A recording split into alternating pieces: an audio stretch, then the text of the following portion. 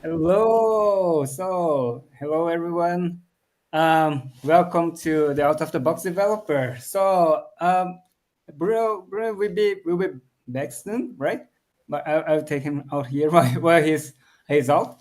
But yeah, we are starting one more session here, and yeah, bring a healthy discussion.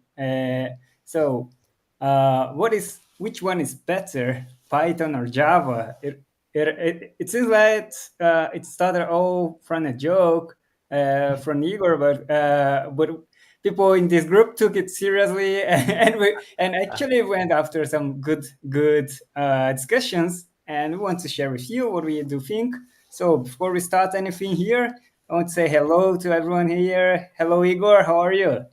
Hello, Hugo. Hello, guys. Hello, friends that they are watching us. Let's talk about which one is better. Which side do you defend? Which one has more jobs? Which one is going to die first? They have saying that Java is going to die. Who knows Python? I don't know. I do see Java before even I exist. And there's a lot to discuss on the future, which one pays the most, and if you're new to programming, which one should you learn? Let's go think on that. Thank you, Hugo. Thank you, guys. Let's go. Yeah, cool. Thanks for bringing this discussion. I see George Tavares. Hello, George. Hey, Miguel. Good to see you here. Hey, Chila, and how are you?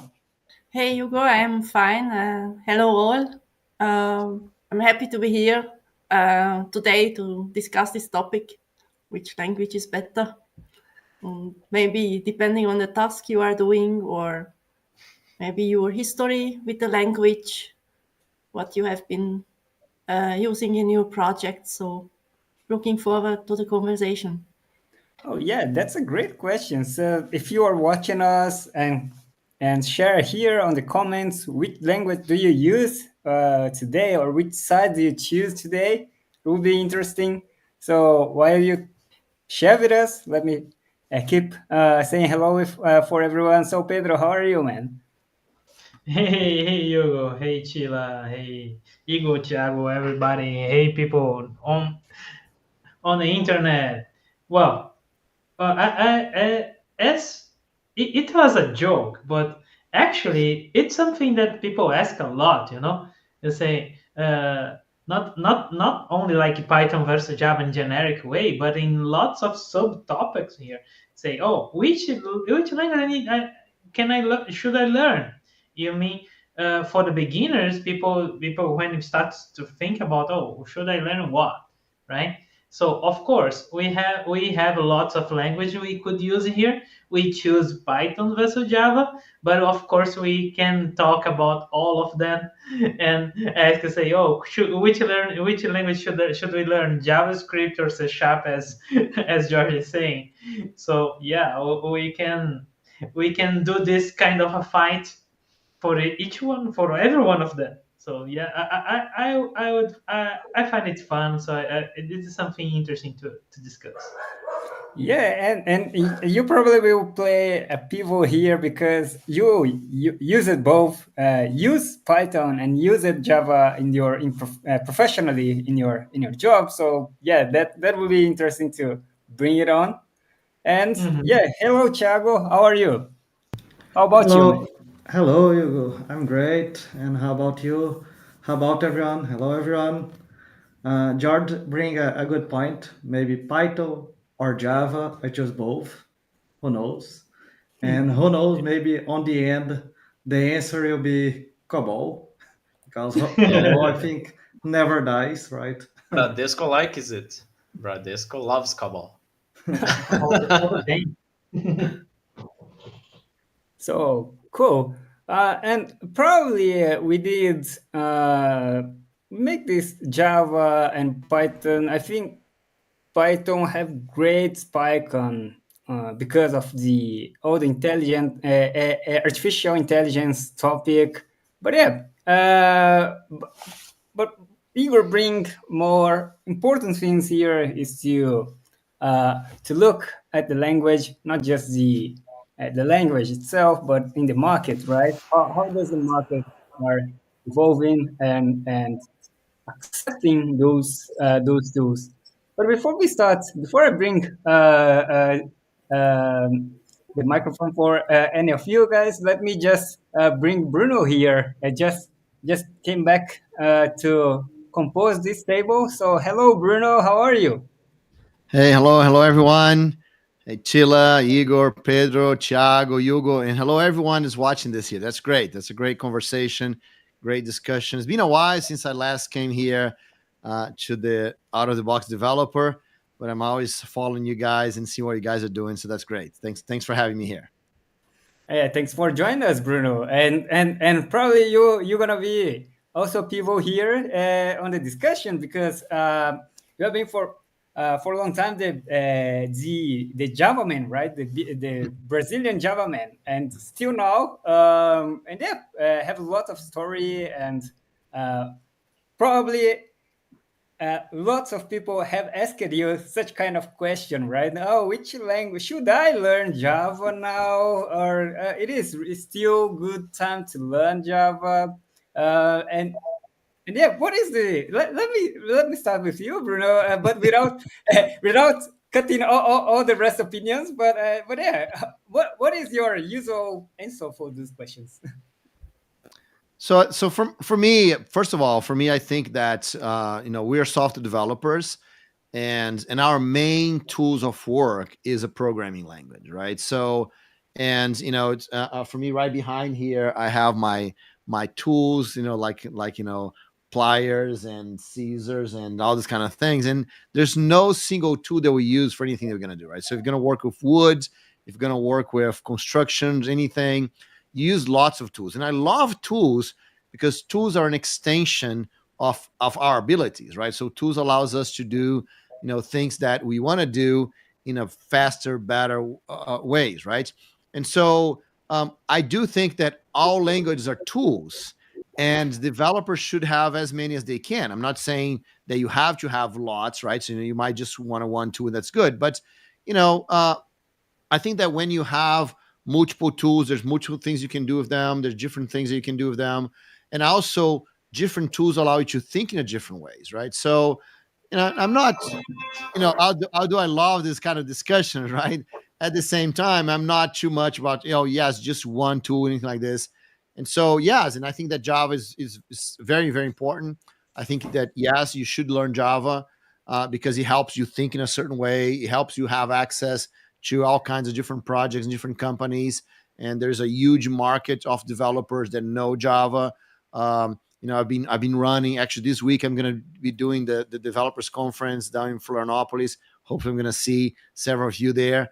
But and it's a multi-language, multi-community event. But at the same time, so many people of Java are doing cloud, are doing AI, are doing IoT and agile and architecture. So knowing Java, no matter what we're going to do, knowing Java puts you in being able to use the language, actually to use the vocabulary. That's what I want to say. To use the vocabulary and be able to interface with other developers. So yeah, Java is a very, very important language for everything you're going to do. And I think the average developer should know Java. So that's my point. Yes, great. And great start here. Also, I see someone, Lisboa, São Paulo, he just knows you and said, "Oh, that's great, right? You have the Java guy here." So hello. And Hello, Basil Lisboa. also contributed here. Hello, Basil. Good to have you here. Hey, Basil, how you doing? Say just better too. Java is just a better too. Good. So Basler's side is pretty clear here. Clear. Okay. Welcome to the Java team, Basler. But yeah, Basler is a Java champion, and he's yes, Basler is a Java champion. Yeah, so go ahead.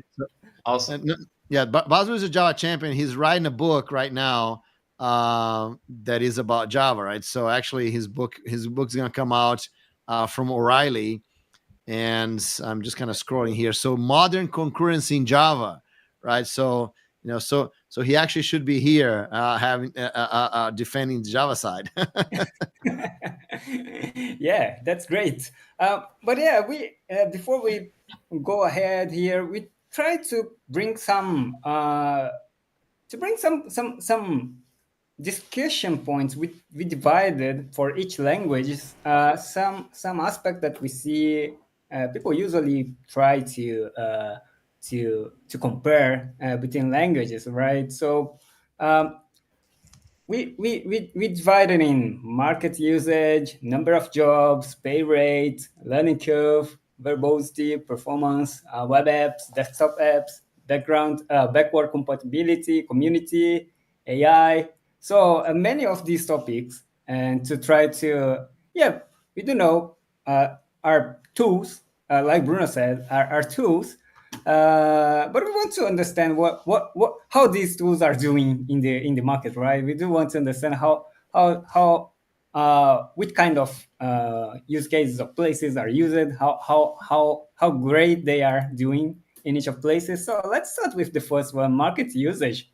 Do you uh, who would like to contribute with the point of view here about the highest market usage, or between Java and Python, how it is used in the market, how it is accepted or are actually adopted in the market? Let Pedro, do you want to start, since you are in the market? You worked with both languages in the market. What do you think? I've gotten to that point. Yeah, if we talk about market usage, okay, we have some. We can like go to Taiobi, for example, and see Taiobi. Java has been the number one language for many years, but in the last years, it lost its number one place to Python. So yeah, Python now is the number one in Taiobi, and Java is the third, right? So, but they are like too close. So, in terms of usage, both are heavily used in the market. So, and in my case, for example, I've been a Java developer for like 20 years, and then in my last job, I took an interview and they say, "Oh, I know Java, I don't know Python," and they say, "Don't worry, you can learn." So yeah, let's go. And then I've been working with Python. It's been 2 years now. So yeah, it's as Bruno said, it's a language is a tool, but currently, at least in Taiobi index, we have a Python a little higher than Java. Yeah, since you did learn Python and you were a Java developer, what can you tell us from the learning curve to Python? You've been working with Python for around 2 years. How much time did it take it to you to learn Python? To me, Yes. it took not too much. I can say that as soon as we know one language, and we can say that Java is a statically typed and object-oriented language, right? Python is dynamic typed language. So for beginners, for example, if we start with Python, we don't need to worry about the static typed thing, right? And Python can be object-oriented, but if you don't want to, you want to work with just a structured way, right? You can do that as well. So when we start with Python, we can start with dynamic and just structured. So we need just to know functions and stuff. So I think Python has it's an easier language to learn for the beginners. But for me, as I know, I knew how to develop, how to program it before. It was just a matter of mapping stuff. You see, so and I just go, oh, how to map these things here. And I even wrote an ebook about that because, well, I had to do that, right, to start working. And then I wrote an ebook called Python for Java developers, just That's like great. 10 pages, and you can just start working with Python if you are a Java developer already. That sounds good. Sounds good. I'm not just sure. Maybe you can explain me, since we in Java we have that much more typed, and you don't have this worry in Python. Doesn't it lead to more confusing code in Python when you're developing a whole application? Hmm.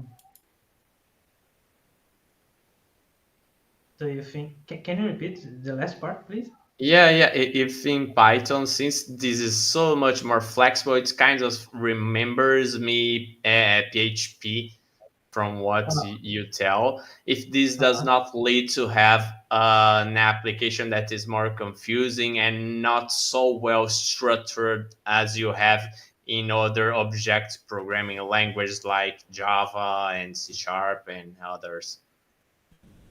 Yeah. It all depends on how you organize stuff, right?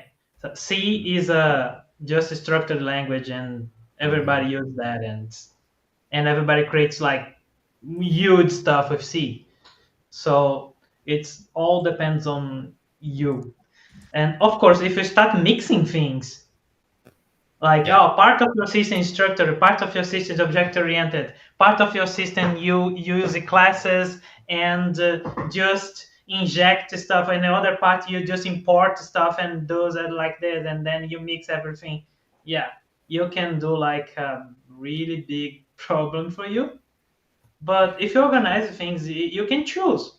Oh, I don't want to use object oriented stuff, so you just use modules and functions, and that's it.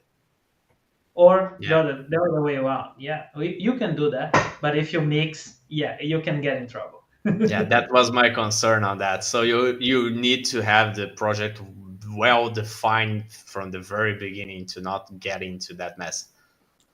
Yeah, there's some questions here in the channel. Let's Yeah, see that. I there's do see. people are engaging a lot here, and yeah. So let's go here through. Um, Dennis asked for you, Pedro. If you bring some accents from Java, yeah, that's interesting question. If you bring some accents from Java when you started to program in Python with this In the transition. beginning, yes. Of course, when you start working in a language, you often do that, right? You start using the accent you are used to, right? But then, when the time passes, you of course you work professionally, right? You need to write code that follows the standard of the company, follow the standards of the language, and then you start getting used to not to get to this accent to your code. And of course, there are other people reviewing it and say, oh, here you should not using like this, you should use like that, and. And Do you then of have course we have some repos that has standards, different standards. Or at least here, some repos we are more object oriented, some repos you are more structured. So, and in this you need to take care of this as well. So yeah, it's just in the beginning. but probably you bring not just in the in the negative way, but also can be a positive way, right? You can actually bring some practice that was common in Java and it wasn't practiced by Python developers, and maybe you can bring some good things. Did it happen for you? Yeah, for sure. Okay. For example, there is no dependency injection direct in Python. We don't use it like that, right? Because it's too easy to inject stuff. It's really easy. Like import stuff and then you're done. Is So, but sometimes it's good to use something similar to make your code more testable. So yeah, it's good to bring some other stuff from Mhm. to the stack. Testability. Yeah, that's a good point. Well, we have more here. George, if you think about two and extensions, let me see here. Oh, If you Basler think said Basler said about it's like saying you are a chef because you order takeout every night. I think I missed the moment he mentioned it. Let's see didn't get here. it. Because this I like Python because this and so let's see, let's read from beginning. If you think about tool and extension, someone already write it to Python. I like Python because this and with these libs, it's easier to prototype solution. Yeah, that's good. About Yep. about Sorry. that, about this kind of libs. Oh, What's your point of view, Pedro, about that? Because, for example, in Java we have uh, big companies like Microsoft, Apache, Red Hat, big companies that help to maintain this kind of libraries. And how about in Python? Yeah, I missed that in Python. I think Java has a much more consistent open source community in terms of course, it depends on what we are talking about. Okay, for example, if you go to big frameworks in Python, Flask, Django, web frameworks, right? Or if you go to AI, okay, we have huge companies on that. But when you are doing something like uh, many of web stuff, they are not like supported for to as Java is, like Apache Foundation. Apache Foundation is something really huge and incredible. I really miss that in Python actually. it's quite crazy, right? How many things we have in open source community in Java. I think one of the most powerful thing I feel in Java is the ecosystem that it it was built during all these ages, and many big companies behind it. And the companies they grow with all these ecosystem, right? Spring, and now it is Spring. It is with VMware. It was bought by VMware, right? The Spring team. Yes. Oh, so yeah, but And, it and was. then was bought again now from Broadcast, maybe, if I'm not wrong. But Oh, really? It was bought again. Oh, yes. so yeah, but Everyone, it everyone wants became, Spring. yeah, it started from nothing and became a huge contributor and a huge yeah, it was from Pivotal, but it was bought by VMware, and I didn't know the next buyer for Spring. Yeah, now it's Microsoft. Python. Oh no, it's Microsoft. I'm It's not good. Microsoft. Let's learn Python right now. uh, so yeah, that's I think the most powerful thing. And yeah, so going back to market users, I think they are both high required or high demanded in the market, right? Even if they shifted a bit the positions, they're both in high demand. So I think you shouldn't choose, or you shouldn't worry so much about it. It's still very hot in the market. Bruno, I Yeah, see both. you are sharing the screen. Do you want to share something? Yeah, if I just want to point, kind of get. Okay, so when you talk about programming languages, I think that we have to see lots of different strategies here for us to look about, right? So first of all, Pedro mentioned the TIOB index, and TIOB is basically a index of popularity of programming language, right? So basically, it's based on Google searches, right? So it does some searches and tries to return the number that it gives is how many searches it returns. And basically, the idea is, if a language is popular, it means that lots of people talk about it, right? Talk about it in blogs, talk about it in books, in open source projects, right? So all of these will make the TO index. And it's interesting because, if the programming language that you're looking for, there is, it's not very high ranked on the TO index. It means that when you need something, when you're gonna, you need some help, you need some information, need some documentation, it's not going to be available, right? So that's why the top ranked programming languages on TO is are the language that's, when you need some information, you're probably gonna be able to find, right? Because there's lots of people talking about it. So that's great. And I think you can see, oops, let me just switch to the tab here. You can see here, the language here, that's Java, right? As Pedro said, it's been one of the top ones for forever.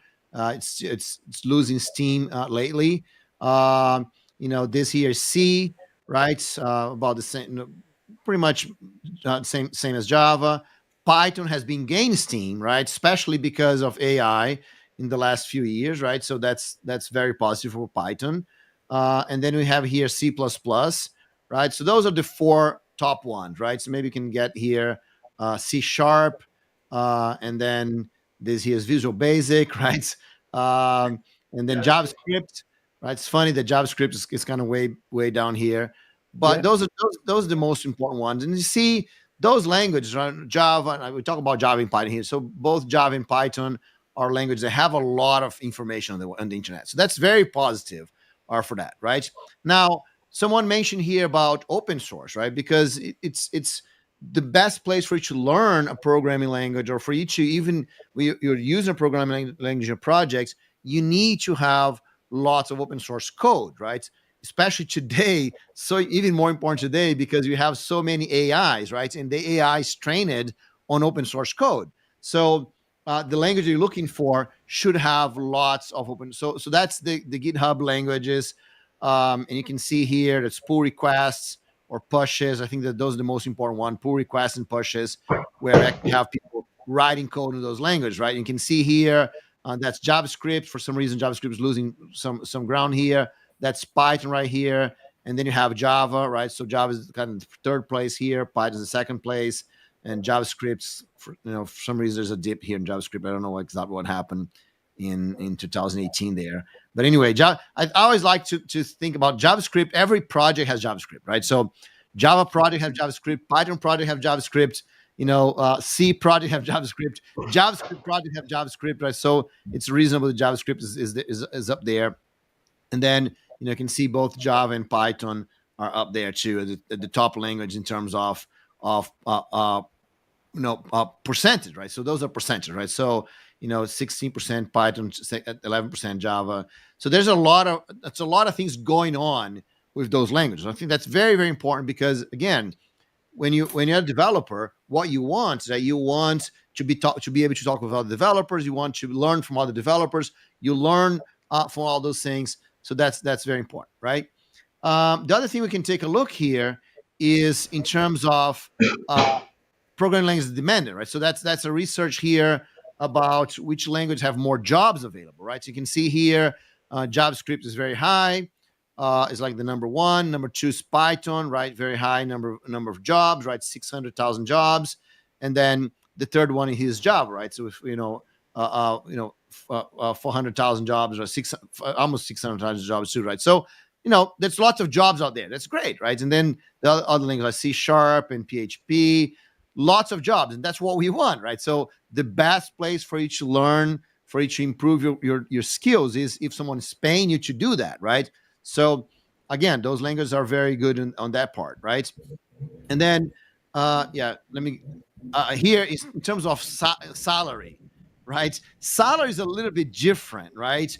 Because you can see here, the language that pay very, very high salaries are the languages that are not very used, because very few people have that, So interesting, Solidly, Clojure, Rust, right? Those are languages that there's not a whole lot of developers, but then the developers that know those languages are very, very well paid, right? And like significantly more well paid. Now you can take a look here. Python and Java are on the same around here, around $120,000 per year. That's our jobs in the US, right? Around 120,000 jobs a year. So you can see here that all those languages here are the languages that are very popular, and of course, they're not very popular. There's lots of jobs, there's lots of developers, and they almost fall in the same category of around $120,000 a year, from all the way. Someone mentioned COBOL, right? So all the way from Perl, even more, right? So all the way from Perl to Go, you're going to see around $120,000, $130,000 a year. That's kind of the range of the most popular language, right? I mean, of course, those are medium, right? And that means, the more people you have, the lower the medium kind of become, right? But doesn't mean that you want a great job that pays very well. All those languages are going to provide you this. And the last one I want to show here is, I don't know exactly how this research here works, right? But they're claiming here that's the percentage of developers that know that language, right? So you can see here, Python 44%, Java 47%, JavaScript 57%. So that, again, it means that for one side you have lots of people using those languages. On the other side, the more people that know those languages, the less valuable it becomes in terms of salaries and things like this, right? So, I just want to show some of those numbers, right? Because in reality, when you're looking for, I'll stop here, Diogo, if you want to remove that. But when you look at those things, right, in terms of statistics, in terms of what exactly you're looking for, depends what you want to do, right? Because if what you want to do is that I'm a new developer just entering the market, right? What kind of things I should be looking for? Well, those are the languages you should be looking for. Any one of those languages will give you enough people, enough code to train the AI, enough good salaries, right? Enough jobs. So I mean, all those languages are going to be positive for you in that regard. On the other hand, if you're looking for, I'm looking for the most high-paid job possible, right? And you might need to be a very good specialist and very, an amazing developer in that regard. Well, you can look for the more esoteric language because they pay a lot of money, right? That might be easier because there's less competition there. But on the other hand, there's less code to learn from. There's less people to learn from, right? So you might have to have much more difficult to get a first job that actually pays well enough for you to actually do one of those things, right? So, but if you are a professional developer and you have many years, you already have some experience, right? So, you might have been working for many years with Java, you might know a little bit of Python, you might know a lot of JavaScript, or the other way around, you might have been working for many years on Python. And so that knowing that those languages are positive, they're growing, there's still more things to come, might be an interesting thing for you to know. So a lot of it depends on what you actually want to do. The way I see right now is that when you're talking about, both Java and Python, those are languages that exist for a long time, right? With a little bit of difference. Python was not that popular until a few years ago, especially in AI, not only AI, right? Big data before AI, and now AI, when those things start popping up, and then lots and lots of people flock to Python, what I think is pretty nice. But if you are a professional developer, the language that has been around for a long time and has been very popular with lots of jobs for a long time is Java. So if you're looking for other professional developers, senior developers, people that are placed in very high positions or positions that require you lots and lots of knowledge, that's Java, right? So Java is the language that has been around for quite some time. So, again, it all depends on what you're looking for. I think those languages, both Java and Python, are very well positioned, and so hope those numbers help you see that. Well, Bruno nailed the market usage about both languages, and that was nice that you bring those numbers, and it gives us a whole vision of how how people see, right? The market sees those languages. And as you said, it was number, it was average as well, average numbers, and all depends on the problem that you are you want to work on. And one thing that I would like to actually bring here into discussion is when Pedro mentioned about I was talking about Python and Java, the difference of both languages. It was really interesting that one thing that we see is to compare both languages. Pedro said that one is static typing, another is dynamic typing, one is object oriented, other is structured oriented. So the important thing probably is these fundamentals, right? It is you need to know the languages, how programming language work, these fundamental aspect of the languages, and where actually it is interesting also to see the market, because you can address what kind of languages is better for the problem that we would like to address. And in any of those choices you made, the fundamentals are in every place. You will need to know at least if it is the first language. Between these popular ones, you can choose any of them, but you need to know the fundamentals. It was really interesting that we always fall in that point. So you before Pedro talks a lot about the fundamentals and especially compile between.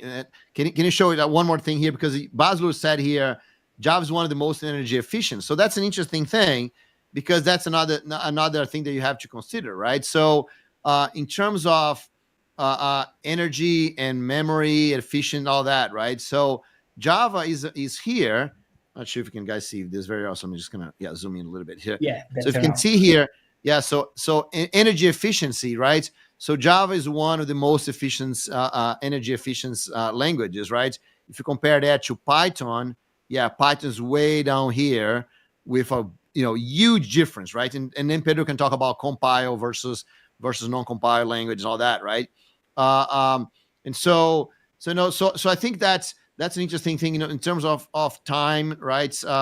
And then megabytes of memory, right? So, I mean, there's all kinds of things that we can talk about in terms of energy efficiency, because today, that's another discussion we can have. So again, all of these depends on what you want to achieve, right? So maybe Pedro can use that in terms of compiled and dynamic languages.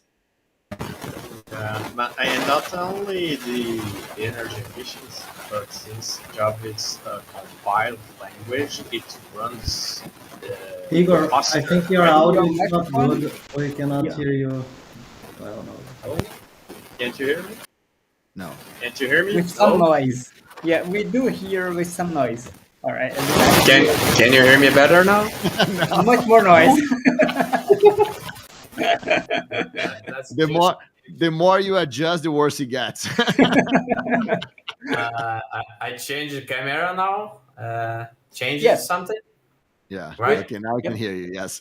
Great. Now, what I was mentioning is that since Java is also compiled, a compiled language, it's also faster than Python that it's interpreted, right?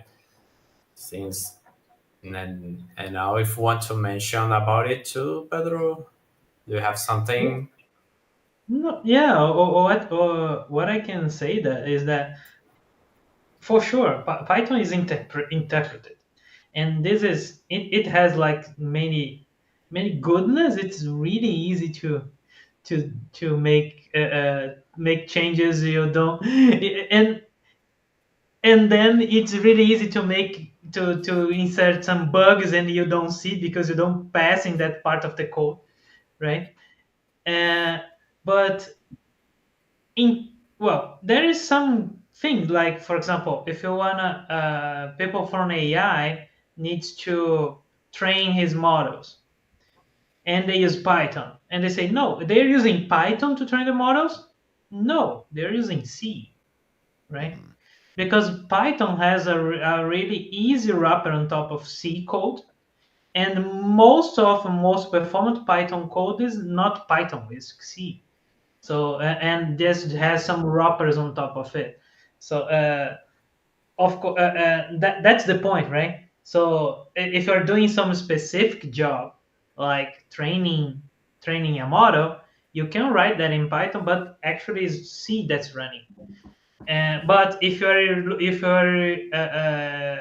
there are some web frameworks, for example, it's not C, it's Python. So we can have there are many problems when we get some web frameworks that has no, for example, correct good concurrence, and so Python, we need to take a lot of care when it means for performance.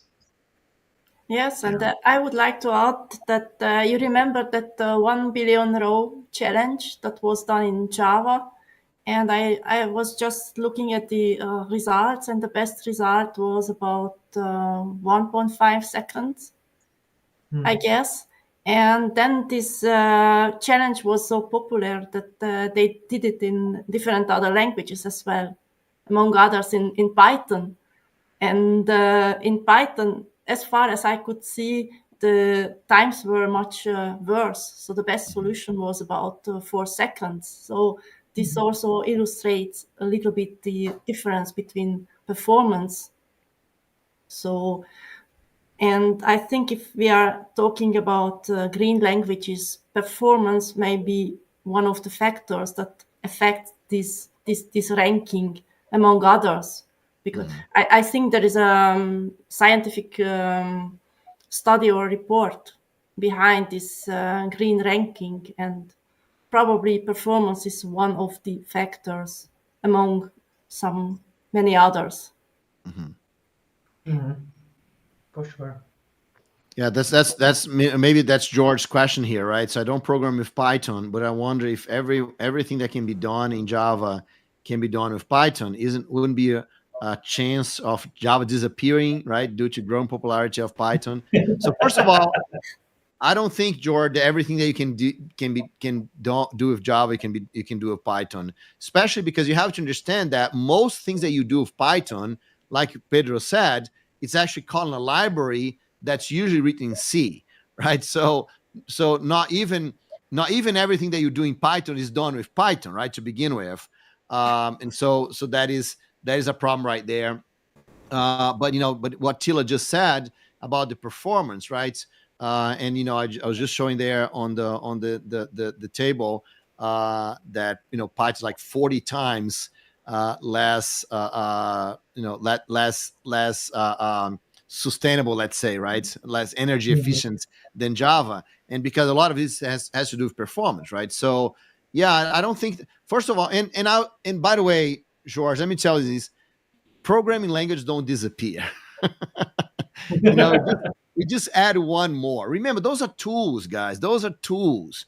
And you just saw in Tiob there that Visual Basic is one of the top 10 languages there, right? So yeah, COBOL. You need to mention COBOL, right? So, but programming language, those are tools, and we're gonna use them for different things.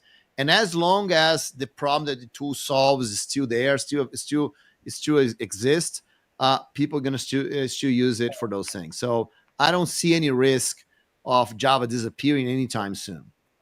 Yeah, especially because there are so many companies that have their own applications written in Java that will last forever. They don't want to become a day and say, hey guys, we are going to work for 1 or 2 years just to change the language from Java to Python because Java is getting old. So no need to bother about that. Java will be there for a very, very long time. Basbo commented an interesting thing here. Python is easy, but easy is not always what you want. It's like a popcorn machine, fun to use, but easy to make a mess with. Good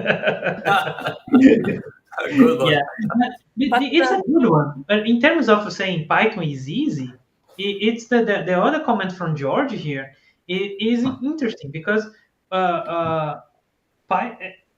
this is something that we can talk here, like say, compare. Python is really easier to use than Java, man. It is. especially for those who are not working exactly as software developers or software engineers. We have Exactly. many other people who works with Java, like data scientists or people from DevOps or people from many other stuff, automations that not exactly work like work as a role of software developer or software engineer, right? And for these people, Python is much easier than Java, and especially when now we after the Jupyter notebooks for data science, Jupyter notebooks is something really interesting.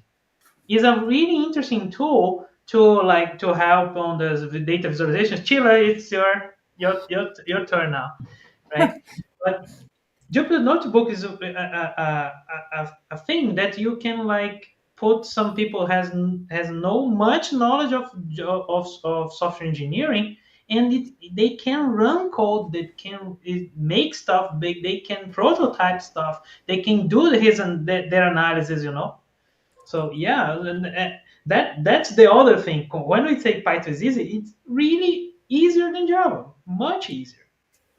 Yes, and there are a lot of non-software engineers who are using Python, especially data scientists. And I talked to some of them, and they meant, oh, okay, a lot of times they are just elaborating on an idea or doing something, research or figuring out something, and then after that they just throw away the code.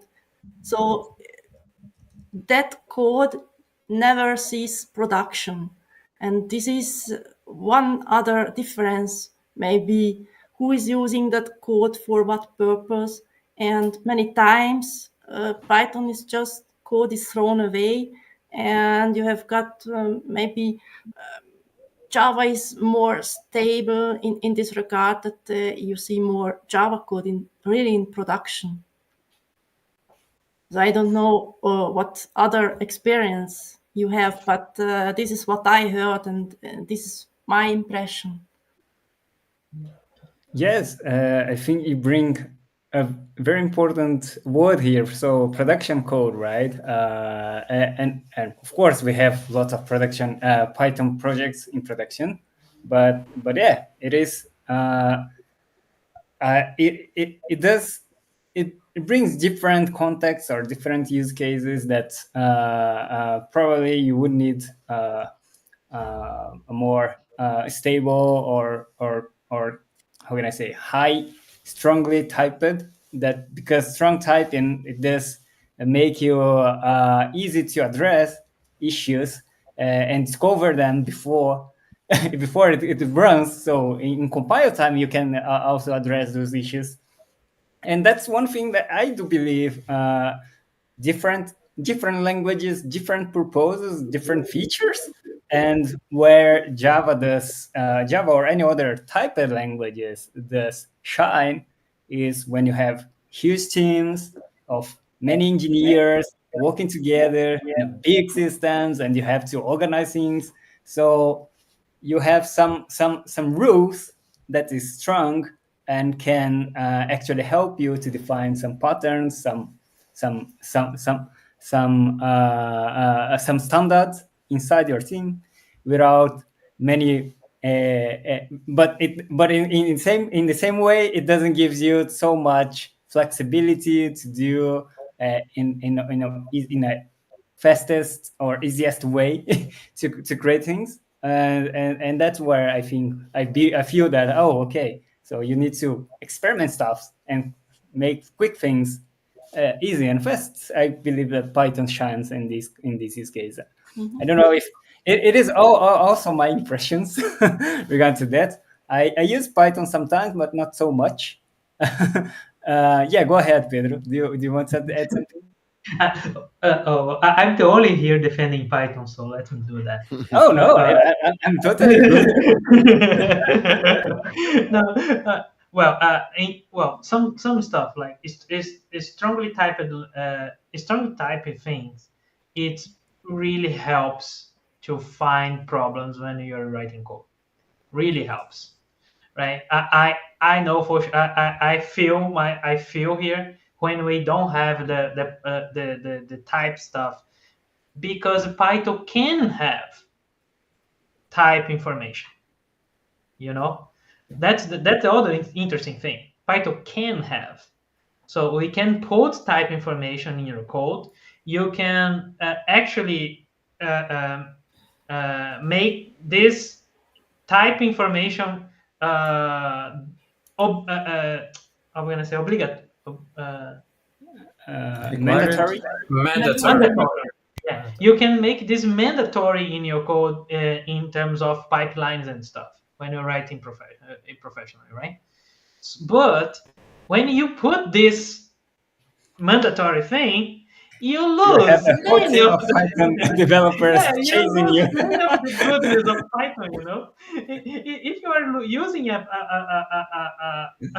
language that is less performant than other that is stronger, the type of why you're doing that, right? But- So yeah, that's why this is. Of course, we always need to take care when you're writing professional code. But in our case, we don't put that mandatory, but we put that in a way that we can use for helping our development, right? So all my code, for example, is all functions I create, I have types. I put types on it. I was even writing generic some days ago. Oh, really? Generics in Python.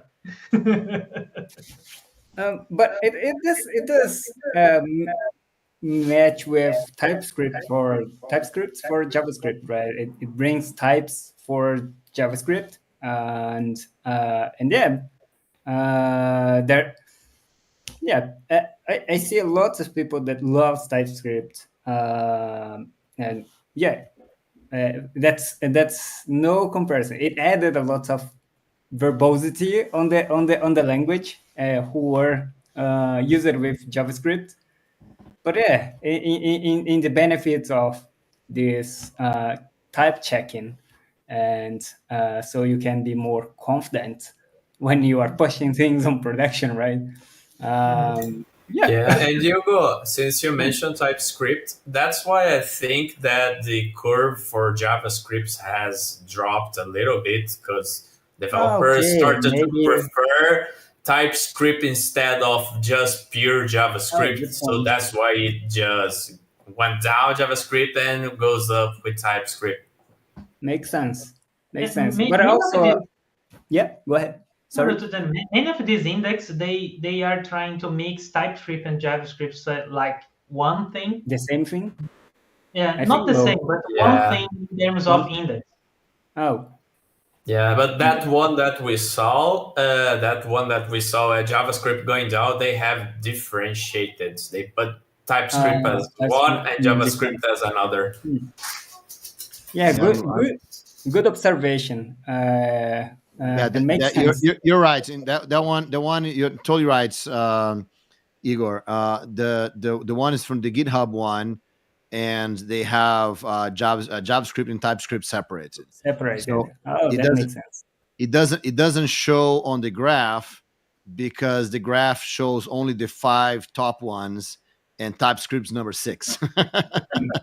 Yeah, you can see it in the list. Let's sum both. Yeah. Let's sum both and see. Yeah. Yeah. Also, Yeah, want to actually- bring here. Yeah, go ahead. Sorry. No, I was gonna say if we remove this from here, we can see that better. But it's not, although it's not, it's not exactly. But you got. Oh, makes sense. Yeah, it's Yeah. it's increasing at 2016 when JavaScript started decreasing 17 or 18. Yeah. Yeah. Yeah, it started joining there, right? Yeah, so cool, yeah, cool. If you add those two here, then you would probably just keep going, keep the same. Going up. Yeah, stable at least. Yeah. This Good. is true. Oh, we have lots of comments here in the. Yes. I see. So let me bring here. I don't know if I bring in the same. So George Tavares mentioned about PySpark being a good wrapper for Python. Mhm. Yeah, boost its usage. Yeah, that's great.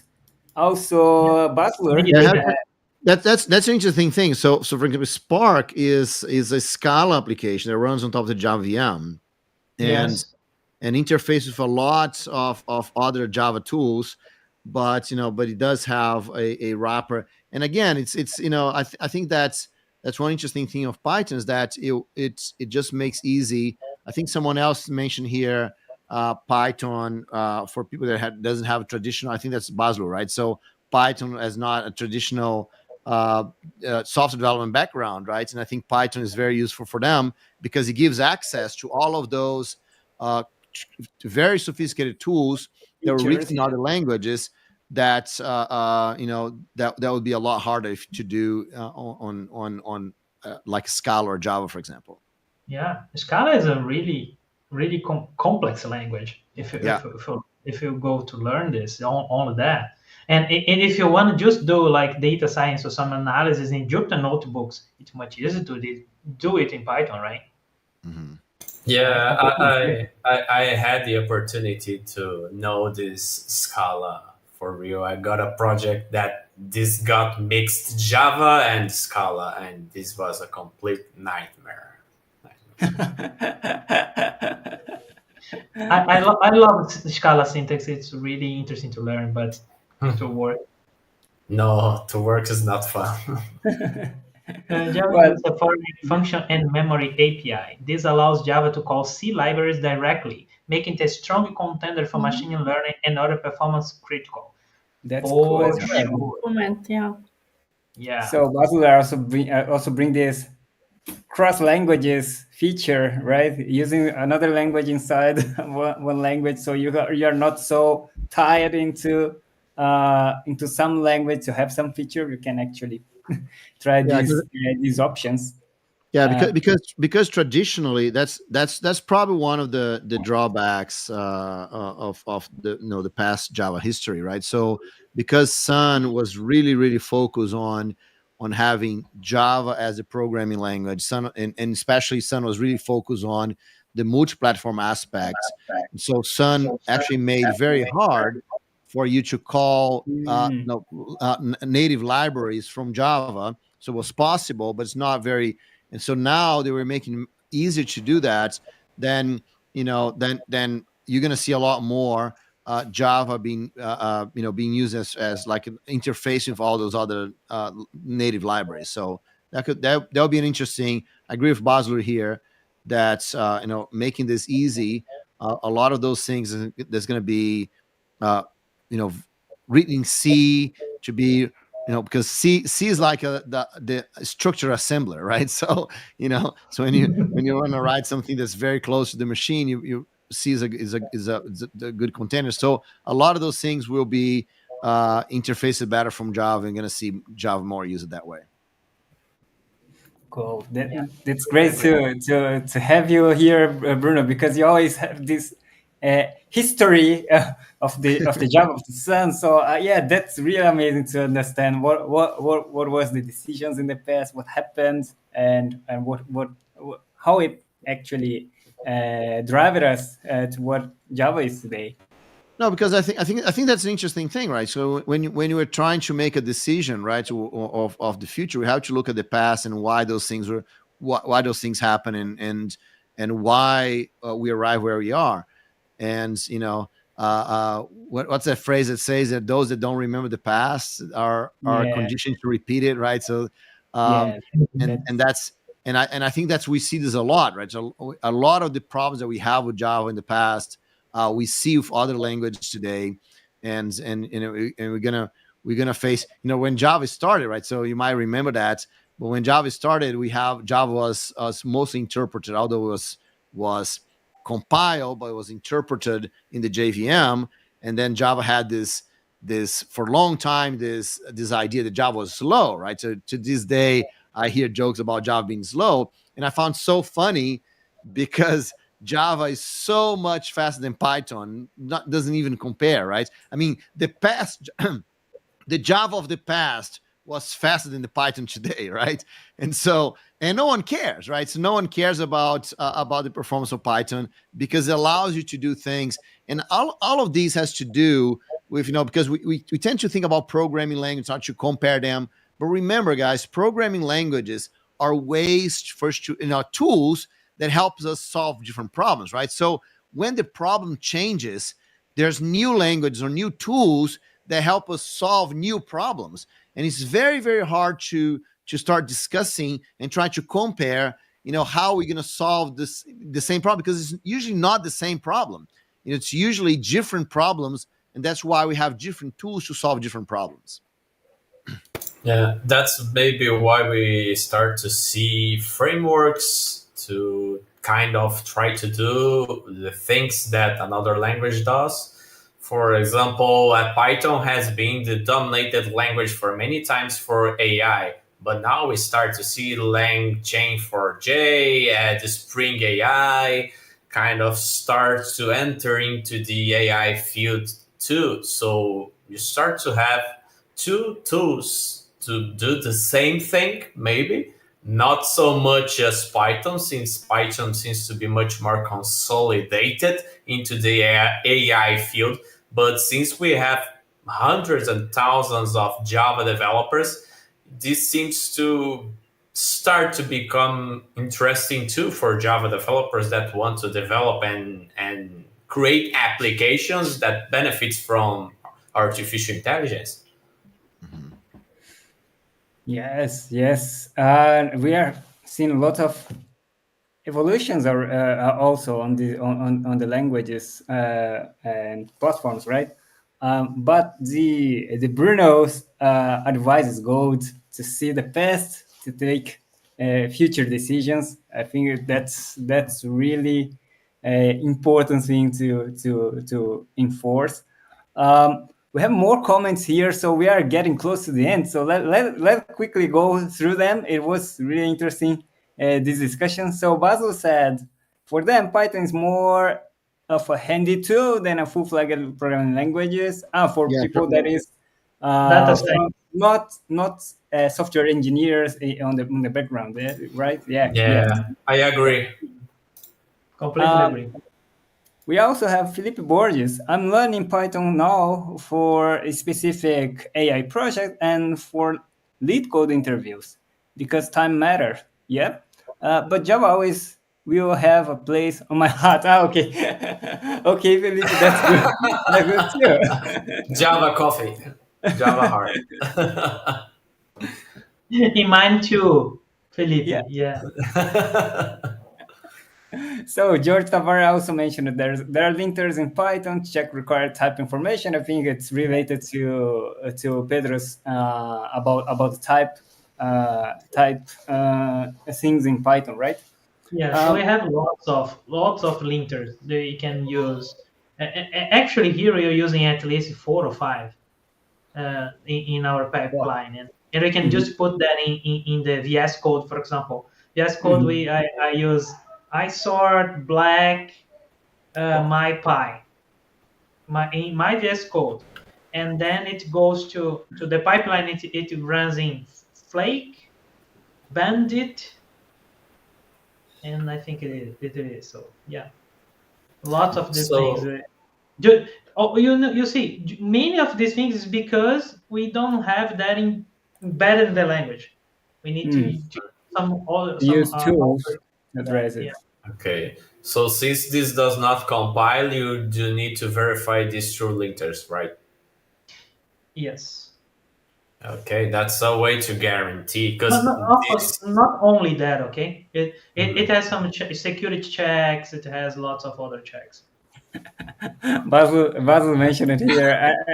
I think he feels that this session was too biased to Java. So next time we should invite someone who is exclusively Python developer and see if we can convert them to our side. Okay. So he's not thinking that this is too biased. He's like that's too biased, right? So, but I think that's the point, right? So it's very, very, very funny that the Action Alpha is very interesting that Java has such a strong presence in the software development world that a lot of the languages, a lot of the discussions, there's Java developers, right? They're doing this, right? I even remember when we first started the discussion about free software in Brazil, right? And it was interesting that Java was the tool that, although was not free software at the time, allowed the free software movement to actually have applications running in multiple platforms, right, including Linux. So Java has been such an important, impactful technology that has changed so many things around the world that it's always going to be part of the discussions, Basler. Yeah, being Java open source is one of the main reasons why I have chosen that back in the past, because I saw Windows performance and use that with C#. I say, no way, I'm not gonna use Windows, so let's stick with Java. And since I'm more than a decade working with Java and Linux. Yeah. So we have George also asked here if someone already tried to run Python in GraalVM with Truffle. So I'm not. Yeah. So yes, we have Python running on top of the Java VM. There's a project called Jython that does exactly that, right? That allows you to run Python on top of the JVM. The thing, and that's not only that's not only for Python, right? But we also have Ruby running on top of the Java VM with the JRuby project. The problem with those, George, is not really the language, right? That's the easy part. The problem is that both Ruby and Python, they depend a lot on plugins and libraries that are written in C. And so when you actually move those, you write Python code and run on top of the JVM, but actually it relies on a lot more on the C code, then this whole thing it ends up not working very well. So that's kind of the big problem there. Is not really about running Python or Ruby or other languages of the JVM, is how useful that actually is. Yeah, Exactly. that's true. You probably can't run any production Python code in these things. So we have reached at the end of our session today. It was really interesting. We have a lot of interaction from the audience. So thanks for the audience so much for bringing your thoughts, your opinions. It was amazing to have you in this discussion. And yeah, any last thought that each of you want to add for today's sessions for the audience? Yeah, from my side, what I see, Python is very handy too, easy to use and learn, but for production and company code that needs to last more and needs to be verified during time and it runs through ages. From my point of view, Java seems to be more solid. That's what I do see now, but I do see a lot of power on Python. Of course, it has its counterparts, like depending on C#. Very quickly, I first heard of Python when I looked into Lambdas on AWS. It was much more faster than having it running Java there. Huge place supply, and now with all the AI boom, you do have two tools for each usage. Just choose the one that suits best for your needs. That's it. Cool. I see here a message from George Tavares that expect to see you in the TDC on Wednesday. Yep, I will be there with Bruno. I don't know if Igor, Thiago and Chilo are from. You can go, but I think it's difficult to go. Pedro as well. You said that you won't be able to be in presence, right? In person. No, I'll be online there. Online. Okay, cool. So Yeah, I'll be online too, but I'm also going to be in person. Oh, yeah, that's the best one. On both sides. On both sides. Yep. So, Pedro, do you want to add something in the end? Chila, Thiago, Bruno. Yeah. Just a compliment to what Bruno said on the beginning. They are tools, So it's like the thing of the hammer. So if you have only a hammer, every problem is a nail. So I think it's the same thing.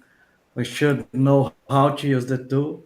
However, because I am more Java fan, I totally agree with Josh Long. Josh Long gave a talk 2 weeks ago in Spring IO, and I think maybe now is the best moment to learn Java because Java is evolving a lot and improving, and now we have virtual threads, and this is only one thing. We have many other things and new features. We have a named pattern, so the main method it's much easier to start and create and run a program in Java. So yeah, Java is evolving a lot and getting easier for beginners, and yeah. But yeah, it's a tool. But I like this tool. Me too. Me too, yes. Yeah, I can say that I really like Java. I really like Python, and of course, if you know, in terms of if you want to start with something, it's easier to start with Python for sure. And we are in a trend up in Python currently, so it's a if you want to start with Python today, it's a moment you can do that.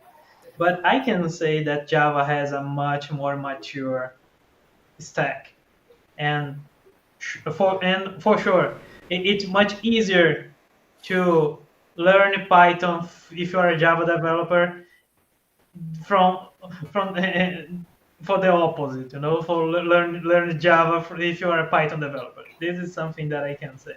Mhm. So, yeah, but of course, if you learn one of the two, you are in a good place in the market, and it's what we everybody wants, right? Everybody wants to pay his bills, and if you choose one of them, you can do that. So yeah. Yeah. That's a good point. A good point. Paying the bills. Yeah, that's good. And Bruno, I'll let you say last. So let me add here. Probably the best option is to at least learn one strong typed language and one weak typed language or interpreted weak typed. So you can see both words. If you can actually do that, it will open your mind and the opportunities for more diverse problems that you can solve. In my career, I had to learn not Python but JavaScript as a weak typed language, interpreted language, and yeah, it was much clearer to compare, to understand what is the good and bad on both sides, and I stopped complaining why this work this way and why that work this way, and yeah, there are both places to use that and needs to be that way. So yeah, that's good. I think it was really good for me to be less biased into or only relying in only one of those types. And I do recommend it for everyone. Don't have to be the master of those languages, but at least have contact with each type of language. I think it's a good thing to do. So Bruno, do you want to wrap up every discussion today? Chila didn't finalize. Go Oh, on, Chile, Chila. sorry. Yes, I'm on the same opinion. So choose the right tool for the problem, what is more appropriate. So I think it's important, and it's also good if you know more tools, because you can have a different look from a different perspective. It opens a little bit of your horizon. You see more, and it's also better if you are having more tools that you can really use. Yeah, that's a good one. I would even point something that I just remembered. Of course, they are not so different than Java and Python, but I needed to learn C# in 2 weeks for a project that I did last year. It was very straightforward, but they are very similar. Mhm. So, two different tools, similar. Probably something that happened to Pedro when he learned Python. Maybe because it took a little bit more because they are just a little bit more different, like we have discussed during the whole session. But yeah, you just choose the right tool for what you're going to do. Yeah, the one thing that we have to be careful is that the whole idea of the right tool for the job. I agree with that, of course, right? So you have to choose the right tool, but then we forget that knowing more tools help you use the tools that you use most better, right? So when you know more programming languages, you become a better Java developer, right? Or a better Python, whatever language that you like to use. Experiment with other languages, experiment with other things will make you a better developer on the tool that you choose, right? And so, because of that, that's why I think that those discussions are important for us to understand that, yeah, we should be looking at other things, we should be looking at other tools, and this whole notion of as a developer, you should be learning languages here and there. I think it's very important, even if you don't do very deep things. Just even if you just do some experiments, some some small projects here and there, that's going to be very helpful for your career, and you're going to make you a much better developer. So use those discussions to be inspired to actually go learn a little bit and experiment with some other things, because you're going to be there's going to be great results for you. That's great. Okay, great. Yeah, great tip. So with this great tip, we will finish the session today. So once again, thanks a lot for everyone that's watching us. Remember to follow us, subscribe on the channel from whatever you are watching us, and see you on the next session. Bye. See Thanks, you. everyone. Bye. Good seeing you. Okay. Bye. Bye.